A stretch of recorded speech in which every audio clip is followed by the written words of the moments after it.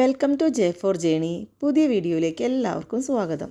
ഖത്തറിലെ old Doha പോർട്ടിലേക്കാണ് കേട്ടോ ഇന്നത്തെ നമ്മുടെ യാത്ര. അധികം ചൂടൊന്നുമില്ലാതെ നേരിയ തണുവോട് കൂടിയ പകൽ സമയങ്ങളിൽ ഔട്ടിങ്ങിന് പറ്റിയ ഏറ്റവും ബെസ്റ്റ് ക്ലൈമറ്റാണ് കേട്ടോ ഇപ്പോൾ ഇവിടെ. രാവിലത്തെ ബ്രേക്ക്ഫാസ്റ്റിന് ശേഷം ഒരു 11 മണിക്ക് ആയപ്പോൾ നമ്മൾ വീട്ടിൽ നിന്ന് ഇറങ്ങി. ഖത്തറിലെ തന്നെ ഏറ്റവും വലിയ അക്വേറിയം സ്ഥിതി ചെയ്യുന്നത് ഓൾഡ് ദോഹ പോർട്ടിലാണ്. അപ്പോൾ അത് കാണാനായിട്ടാണ് നമ്മൾ ആദ്യം പോയത്. അപ്പോൾ അതാ നമ്മളങ്ങനെ അക്വേറിയത്തിൽ എത്തി കേട്ടോ. ഇവിടെ എൻട്രി ഫീസൊന്നുമില്ല, ഫ്രീ ആയിട്ട് നമുക്ക് കാണാവുന്നതാണ്. ഇവിടുത്തെ ടൈമിംഗ് എന്ന് പറയുന്നത് ഫ്രൈഡേ 1 മണി മുതൽ 7 മണി വരെയും മറ്റു ദിവസങ്ങളിൽ രാവിലെ 8 മുതൽ വൈകിട്ട് 7 വരെയുമാണ്. അപ്പോൾ കുട്ടികളെയും കൊണ്ടുവരാൻ പറ്റിയ one of the best place ആണ് കേട്ടോ ഇത്. ക്രൂസ് ഷിപ്പിൽ വന്ന കുറച്ച് ടൂറിസ്റ്റുകൾ കാണാനുണ്ടായിരുന്നു കേട്ടോ. പിന്നെ അധികം തിരക്കൊന്നും ഉണ്ടായിരുന്നില്ല. അതുകൊണ്ട് ഒരു പ്ലസൻറ്റ് അറ്റ്മോസ്ഫിയർ ആയിട്ടാണ് എനിക്ക് അവിടെ ഫീൽ ചെയ്തത്. ഖത്തറിലെ ഏറ്റവും വലിയ അക്വേറിയമായ ഇതിൻ്റെ പ്രത്യേകത എന്ന് പറയുന്നത് 6 മില്യൺ ലിറ്റർ വെള്ളം കൊള്ളാവുന്ന സിംഗിൾ മെയിൻ ടാങ്കിലാണ് ഈ അക്വേറിയം അവർ ഒരുക്കിയിരിക്കുന്നത്. 9 മീറ്ററാണ് ഇതിൻ്റെ ഹൈറ്റ്.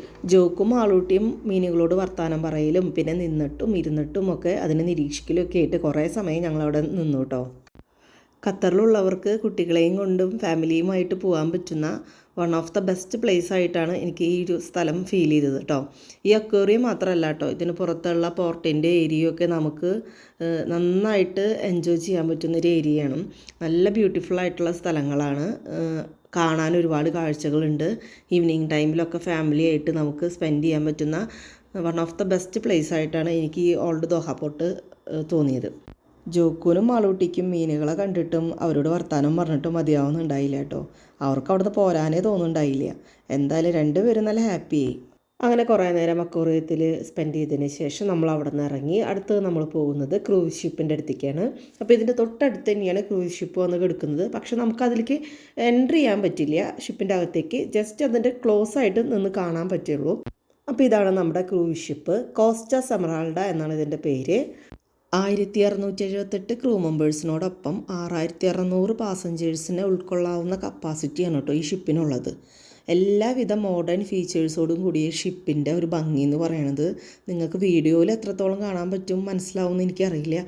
പക്ഷേ ഷിപ്പ് നേരിട്ട് കാണുമ്പോഴുള്ള ആ ഒരു ഫീൽ ഉണ്ടല്ലോ, അത് നമുക്ക് പറഞ്ഞറിയിക്കാൻ പറ്റില്ല. അത്രയും ബ്യൂട്ടിഫുൾ ആയിരുന്നു കേട്ടോ ഷിപ്പ് കാണാനായിട്ട്. ചെറിയ തണുത്ത കാറ്റും കൊണ്ട് ആ പോർട്ടിലൂടെ അവിടുത്തെ കാഴ്ചകളൊക്കെ കണ്ട് കുറേ ദൂരം ഞങ്ങൾ നടന്നു കേട്ടോ. പിന്നെ എപ്പോഴത്തെയും പോലെ കുറേ ഫോട്ടോസും വീഡിയോസൊക്കെ എടുത്തു. കുറേ ബോട്ടുകളൊക്കെ പോകുന്നുണ്ടായിരുന്നു കേട്ടോ. അപ്പോൾ അതൊക്കെ കുറേ നേരം നോക്കി നിന്നു. നമുക്ക് എന്താ പറയുക, എത്ര നോക്കിയാലും കണ്ടാലും മതിയാവാത്ത കാഴ്ചകളാണ് കേട്ടോ ശരിക്കും അവിടെ ഉണ്ടായിരുന്നത്. ഇപ്പോൾ ഈവനിങ് ഒക്കെ ആയപ്പോഴേക്കും ആളുകളൊക്കെ അവിടെ കൂടുതലായി വന്നു തുടങ്ങി കേട്ടോ. ഈ പോർട്ടിലൂടെ ഇങ്ങനെ കുറേ ദൂരം നടന്നപ്പോൾ എനിക്ക് ഒരുപാട് പോസിറ്റീവ് വൈബ് ഫീൽ ചെയ്തു കേട്ടോ. എത്ര തവണ വന്നാലും കണ്ടാലും അടുക്കാത്തൊരു സ്ഥലം തന്നെയാണ് കേട്ടോ ഇത്. ഇതാ നമ്മുടെ ഈ വീഡിയോയിൽ കാണുന്ന ഈ ഒരു സ്റ്റേഡിയം ഉണ്ടല്ലോ, വേൾഡിലെ ഫസ്റ്റ് ട്രാൻസ്പോർട്ടബിൾ സ്റ്റേഡിയമാണിത്. 947 സ്റ്റേഡിയം എന്നാണ് ഇത് അറിയപ്പെടുന്നത്.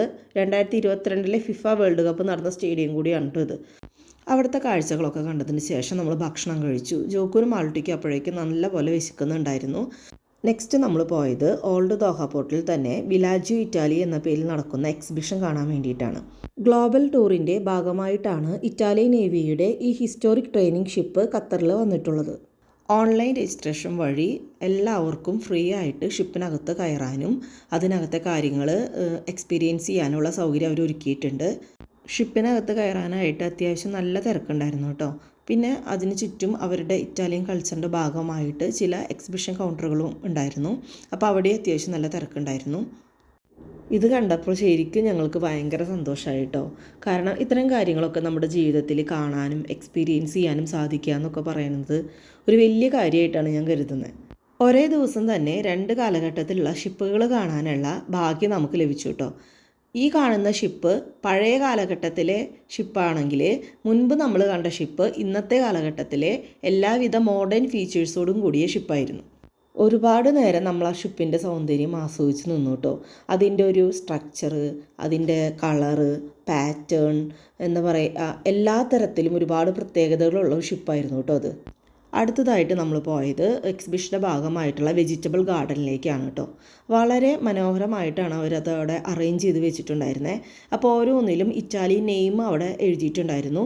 അപ്പോൾ നമ്മളത് കുറേ നേരം ഓരോന്നിൻ്റെ അടുത്ത് പോയി അതിൻ്റെ ഓരോ പ്രത്യേകതകളൊക്കെ നോക്കി അങ്ങനെ കുറേ നേരം അവിടെ നമ്മൾ ചിലവഴിച്ചു കേട്ടോ. തക്കാളി, വഴുതനങ്ങ, ക്യാപ്സിക്കം അങ്ങനെ ഒരുപാട് വെജിറ്റബിൾസ് ആ ഗാർഡനിൽ ഉണ്ടായിരുന്നു. ചില വെജിറ്റബിൾസിലൊക്കെ മാൾട്ടിയും ചോക്കും പോയിട്ട് ഒന്ന് തൊട്ടൊക്കെ നോക്കുന്നുണ്ടായിരുന്നു കേട്ടോ. ഇറ്റാലിയൻ ഫുഡ് ഐറ്റംസിൻ്റെ ഒരു കൾച്ചർ ഇതിൽ കൂടെ നമുക്ക് കാണിച്ചു തരാം എന്നുള്ളൊരു ഉദ്ദേശത്തോടു കൂടിയാണ് അവരത് അവിടെ സെറ്റ് ചെയ്തിരിക്കുന്നത്. അതോടൊപ്പം തന്നെ വിസിറ്റേഴ്സിന് വേണ്ടി വിവിധ തരത്തിലുള്ള ഇറ്റാലിയൻ ഫുഡ് കഴിക്കാനുള്ള സൗകര്യവും അവിടെ അവർ ഒരുക്കിയിട്ടുണ്ട്. ഇതോടൊപ്പം തന്നെ മറ്റൊരു സൈഡിൽ ഇറ്റാലിയൻ മ്യൂസിക്കൽ പെർഫോമൻസ് നടക്കുന്നുണ്ട് കേട്ടോ. വെജിറ്റബിൾ ഗാർഡനിൽ നിന്നും നമ്മൾ പിന്നീട് പോയത് മറ്റൊരു എക്സിബിഷൻ ഹാളിലേക്കാണ്. ഇറ്റാലിയൻ ഡിസൈനിൻ്റെ പ്രത്യേകതകൾ കാണിക്കുന്ന തരത്തിലുള്ള പഴയതും പുതിയതുമായ ഒരുപാട് പ്രൊഡക്റ്റുകളാണ് അവിടെ ഉണ്ടായിരുന്നത്. ഇറ്റാലിയൻ മാർബിൾസ്, അതുപയോഗിച്ചിട്ടുള്ള ചില പ്രൊഡക്റ്റുകൾ, ഷിപ്പിൽ ഉപയോഗിക്കുന്ന ചില ഉപകരണങ്ങൾ, വസ്ത്രങ്ങൾ, അങ്ങനെ ഇറ്റലിയുടെ ഡിസൈനിൻ്റെ പ്രത്യേകതകൾ കാണിക്കുന്ന ഒരുപാട് വസ്തുക്കൾ അവരവിടെ പ്രദർശനത്തിന് വെച്ചിട്ടുണ്ടായിരുന്നു. അപ്പോൾ നമ്മളത് ഓരോന്നും പോയി നോക്കി. ഓരോ പ്രൊഡക്റ്റിൻ്റെയും പ്രത്യേകതകൾ എന്താണെന്നുള്ളത് അവരവിടെ എഴുതി വെച്ചിട്ടുണ്ടായിരുന്നു. അപ്പോൾ നമുക്കത് വായിച്ച് നോക്കി മനസ്സിലാക്കാവുന്നതാണ് കേട്ടോ. പിന്നെ ഞങ്ങൾ ഏറ്റവും കൂടുതൽ സമയം ചിലവഴിച്ചത് ഈ ഒരു ഏരിയയിലാണ് കേട്ടോ. ഇറ്റാലിയൻ മാർബിൾ വെച്ചിട്ടുള്ള ഒരു ശില്പമാണ് കേട്ടോ അത്. 3 കൈകളെ യോജിപ്പിച്ചുകൊണ്ടാണ് അത് ഉണ്ടാക്കിയിരിക്കുന്നത്. അതിലൊരു കൈ പ്രായമായൊരു വ്യക്തിയുടെയും മറ്റൊരു കൈ ഒരു സ്ത്രീയുടെയും പിന്നെ ഒരു പുരുഷൻ്റെയും, അങ്ങനെ 3 കൈകളെ യോജിപ്പിച്ചുകൊണ്ടാണ് അത് ഉണ്ടാക്കിയിരിക്കുന്നത്. ആ രൂപം എങ്ങനെയാണ് ഉണ്ടാക്കിയിട്ടുള്ളതെന്ന് നമുക്ക് അവിടെ വീഡിയോയിൽ കാണിച്ചു തരുന്നുണ്ട് കേട്ടോ. നമ്മുടെ കൈകളിലെ ചെറിയ വരകൾ പോലും അതിൽ കാണുന്നുണ്ടായിരുന്നു. അത്രയും പെർഫെക്ഷനായിട്ടാണ് അവർ ആ രൂപം ചെയ്തിരിക്കുന്നത് കേട്ടോ. ഞങ്ങൾക്ക് ഏറ്റവും ഇഷ്ടപ്പെട്ടത് ഈ ഒരു ശില്പമായിരുന്നു. അപ്പോൾ രാത്രിയിലെ ഷിപ്പിലെ ലൈറ്റൊക്കെ ഓൺ ചെയ്തിട്ടുള്ള വ്യൂ ആണത്. അപ്പോൾ ഇതോടുകൂടി നമ്മുടെ ഇന്നത്തെ വീഡിയോ ഇവിടെ അവസാനിപ്പിക്കുകയാണ്.